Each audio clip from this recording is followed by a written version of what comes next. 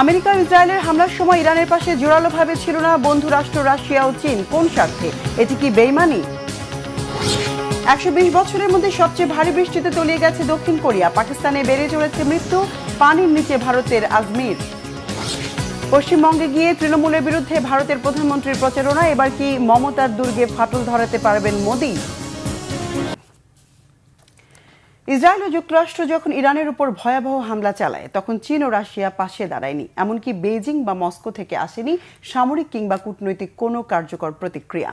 আন্তর্জাতিক কূটনীতির মঞ্চে ইরানের আশা ছিল মিত্র রাষ্ট্রগুলো অন্তত রাজনৈতিকভাবে জোরালো অবস্থান নেবে, কিন্তু ব্রিক্স ও এসসিও সম্মেলনে কেবল উদ্বেগ প্রকাশে সীমাবদ্ধ থেকেছে তারা। প্রশ্ন উঠেছে, কেন তারা চুপ ছিল? এই নীরবতা কি প্রমাণ করে চীন ও রাশিয়ার বন্ধুত্ব কেবলই স্বার্থ নির্ভর? কি বলছেন বিশ্লেষকরা? হাফিজুল ইসলামের ডেস্ক রিপোর্টে বিস্তারিত। ইসরায়েল ও যুক্তরাষ্ট্র যখন ইরানে হামলা চালাচ্ছিল, তখন নীরব অবস্থান নিয়েছিল তেহরানের সবচেয়ে প্রভাবশালী দুই মিত্র চীন ও রাশিয়া। চীনের তিয়ানজিন শহরে সাম্প্রতিক এক বৈঠকে ইরানের উপপররাষ্ট্রমন্ত্রী আব্বাস আরাকচি সাফ জানিয়ে দেন, আঞ্চলিক জোটগুলোর উচিত ছিল যৌথভাবে মার্কিন আগ্রাসনের জবাব দেয়া। ইরানের সামরিক ও পারমাণবিক স্থাপনা আক্রান্ত হওয়ার ঘটনায় পাল্টা জবাব দেবে পুরনো মিত্ররা। তেহরান এমন আশা করলেও বাস্তবে সেরকম কিছু ঘটেনি। এর ফলে চীন রাশিয়ার সঙ্গে ইরানের বন্ধুত্বের গভীরতা নিয়ে দেখা দিয়েছে নানা রকম সন্দেহ। প্রশ্ন উঠেছে, আন্তর্জাতিক রাজনীতিতে তেহরান কি পাবে মস্কো ও বেইজিংয়ের সহযোগিতা? যুক্তরাষ্ট্রের সঙ্গে বাণিজ্য যুদ্ধ চলমান থাকলেও ইরানের পক্ষ নিয়ে সরাসরি কোনো পদক্ষেপ নেয়নি চীন, বরং কৌশলে নিষ্ক্রিয় অবস্থান বজায় রেখেছে দেশটি। সাম্প্রতিক ব্রিক্স সম্মেলনেও ইরানের বিরুদ্ধে হামলার ঘটনায় শুধু উদ্বেগ জানানো হয়েছে, কোনোভাবে যুক্তরাষ্ট্র বা ইসরায়েলকে দায়ী করা হয়নি। ওয়াশিংটন ও তেল আবিবের নামও বলা হয়নি কোথাও। যুদ্ধবিরোধী অবস্থান নিয়ে আন্তর্জাতিক আইন মেনে চলার কথা বলেছে চীন, তবে কার্যত ইরানকে রক্ষা করতে এগিয়ে আসেনি বেইজিং। বিশেষজ্ঞদের মতে এর মধ্য দিয়ে চীন স্পষ্ট করে দিচ্ছে, অন্যের সংঘাতে নিজেকে জড়াতে চায় না দেশটি।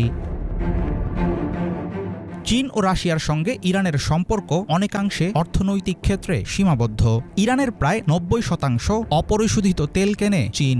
এই ব্যবসার মাধ্যমে 2024 সালে প্রায় $40 বিলিয়ন মুনাফা অর্জন করেছে তেহরান। পারস্পরিক বাণিজ্য চলমান থাকলেও চীন ইরানের মাঝে কোনো আনুষ্ঠানিক সামরিক চুক্তি নেই। এমনকি রাশিয়াকেও সরাসরি বড় অস্ত্র দেয়নি চীন, বরং জ্বালানি কিনে ও রিনিউয়েবল এনার্জি দিয়ে মস্কোর সামরিক শক্তি বজায় রাখতে সাহায্য করেছে দেশটি। একইভাবে ইরানকে ক্ষেপণাস্ত্র তৈরিতে ব্যবহৃত রাসায়নিক পণ্য সরবরাহ করলেও দেয়নি উল্লেখযোগ্য কোনো অস্ত্রের চালান। ইসরায়েল ও ইরানের সর্বশেষ সংঘাত একথা পরিষ্কার করে দিয়েছে, চীন ও রাশিয়া ইরানের মিত্র হলেও নিজেদের স্বার্থকেই বড় করে দেখছে দেশ দুটো। বিশ্লেষকরা বলছেন, ইরান যতই চীনের দিকে ঝুঁকুক, বেইজিংয়ের মূল চাহিদা হল মধ্যপ্রাচ্যে স্থিতিশীলতা। চীন, রাশিয়া, ইরান ও উত্তর কোরিয়ার মধ্যে বাস্তবিক অর্থে কোনো সামরিক জোট নেই। পশ্চিমা বিরোধী অসন্তোষের দিক থেকে তাদের মধ্যে মিল থাকলেও এর উপর ভিত্তি করে শক্তিশালী কোনো জোট তৈরি সম্ভব না। ফলে আগামীতে ইরানের পেছনে দাঁড়িয়ে যুদ্ধে লড়বে চীন ও রাশিয়া, এমনটা ভাবার সুযোগ প্রায় নেই বললেই চলে। মধ্যপ্রাচ্যে সামরিক প্রভাব বিস্তারের বদলে যুক্তরাষ্ট্রের মোরলীপনার ফিরিস্তি তুলে ধরে নিজের ভাবমূর্তি গড়তে চাইছে চীন, এমনটাই মনে করেন বিশ্লেষকেরা। বিশ্বব্যাপী যুক্তরাষ্ট্রের সামরিক হুমকি ও দখলদারির বিরুদ্ধে দীর্ঘদিন ধরেই কথা বলছে বেইজিং, তবে সরাসরি ইরানের পক্ষে সক্রিয় অবস্থানে আগ্রহী নয় দেশটি। অন্যদিকে ইউক্রেনে যুদ্ধরত থাকায় যুক্তরাষ্ট্র বা ইসরায়েল জড়িত এমন কোনো সংঘাতে সরাসরি জড়াতে চায় না রাশিয়া। সব দিক বিবেচনায় বিশেষজ্ঞদের আশঙ্কা, পশ্চিমাদের বিরুদ্ধে আগামীতে ইরানকে একাই লড়তে হবে নিজের লড়াই। হাফিজুল ইসলাম, বাংলা ভিশন। 120 বছরের মধ্যে সবচেয়ে ভারী বৃষ্টিপাতে সৃষ্ট ভয়াবহ বন্যায় তলিয়ে গেছে দক্ষিণ কোরিয়ার বিভিন্ন শহর। পাকিস্তানের বন্যায় মৃতের সংখ্যা বেড়ে 200-র কাছাকাছি। আর বন্যার প্রবল পানির নিচে ভারতের আজমির শহরের হাসপাতাল, ঘরবাড়ি সবকিছু। ডেস্ক রিপোর্টে এশিয়ার বিভিন্ন দেশের বন্যা পরিস্থিতির খবর জানাচ্ছেন রিফাত জামান। এতটা ভয়াবহ বন্যা ১২০ বছরের ইতিহাসে কখনো দেখেনি দক্ষিণ কোরিয়ার অধিবাসীরা।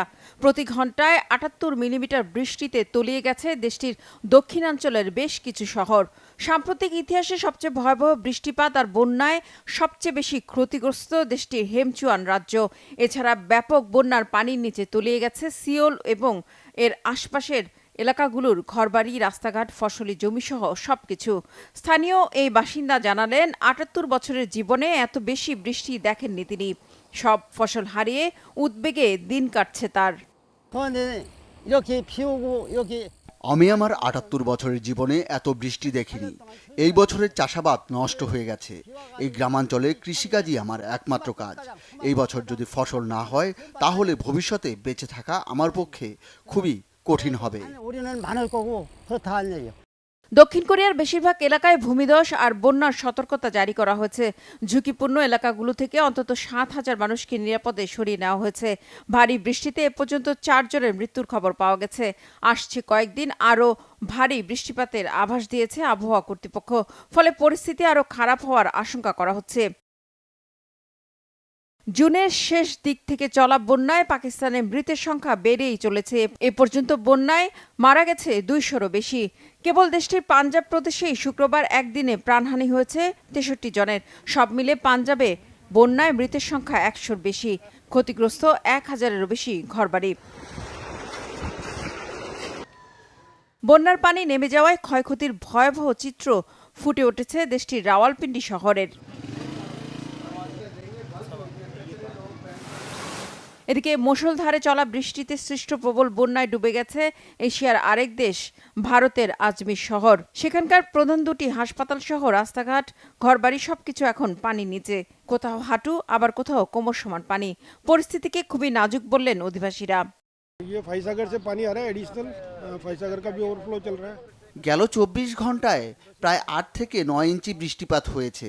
পরিস্থিতি খুবই নাজুক। এখানে যতবার বৃষ্টি হয় ততবারই যান চলাচল বন্ধ হয়ে যায়। বন্যার কারণে সরাতে না পেরে জলেই ভেসে গেছে অনেকের কোটি টাকার গাড়ি। और यहाँ घुटनों से भी ज़्यादा पानी भरा हुआ है। हालात बहुत नाजुक है। रास्ता बिल्कुल ब्लॉक हो चुका है। गाड़ियों में पानी भर रहा है, गाड़ियाँ डूब रही है। वो एक पिकअप सामने डूबी हुई खड़ी है।